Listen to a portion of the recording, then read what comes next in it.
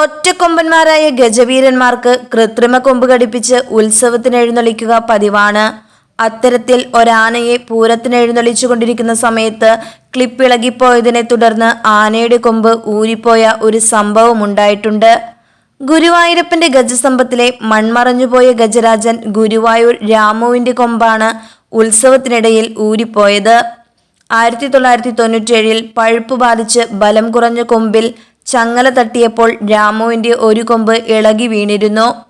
കൊമ്പ് നഷ്ടപ്പെട്ട രാമുവിനെ പിന്നീട് കൃത്രിമ കൊമ്പ് ഘടിപ്പിച്ചാണ് ഉത്സവങ്ങൾക്ക് എഴുന്നള്ളിച്ചിരുന്നത്. ഒരിക്കൽ മണത്തല വിശ്വനാഥ ക്ഷേത്രത്തിലെ പൂരത്തിൽ പങ്കെടുക്കുന്നതിനിടയിലാണ് രാമുവിന്റെ കൃത്രിമ കൊമ്പ് ഘടിപ്പിച്ചിരുന്ന ക്ലിപ്പ് ഇളകിയത്. തുടർന്ന് കൊമ്പൂരി താഴെ വീഴുകയും ചെയ്തു. ഈ സംഭവം അക്കാലത്ത് മാധ്യമങ്ങളിലൊക്കെ വലിയ വാർത്തയാവുകയും ചെയ്തിരുന്നു.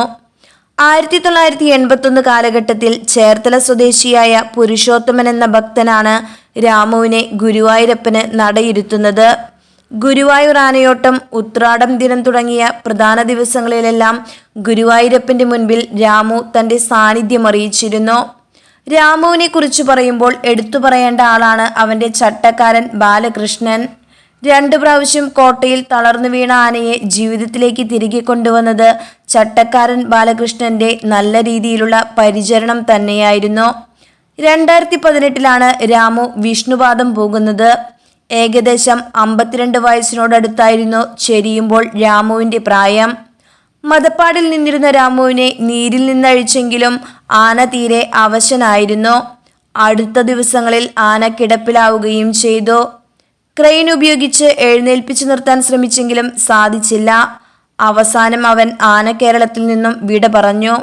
വിഷ്ണുപാദം പൂകിയ ഗുരുവായൂർ ദേവസ്വം രാമുവിന്റെ ഓർമ്മകൾക്ക് മുൻപിൽ പ്രണാമം അർപ്പിക്കുന്നു.